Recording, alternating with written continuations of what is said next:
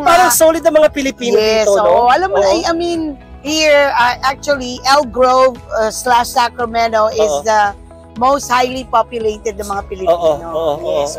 Kasi alam naman natin na, you know, most Filipinos, mga nurses sila. Alam mo ninyo na meron kaming 8 hospital sa Sacramento County, no? Region lang.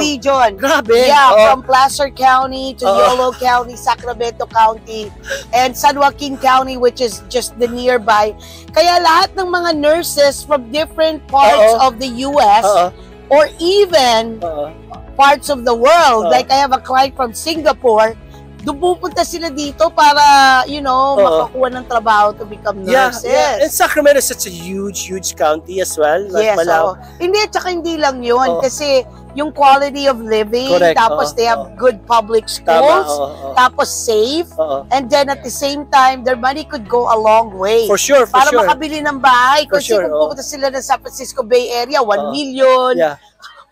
Pero sa totoo lang, feel ko lang talaga, Sacramento County, the whole, I feel ko talaga that the Filipino communities are getting bigger. So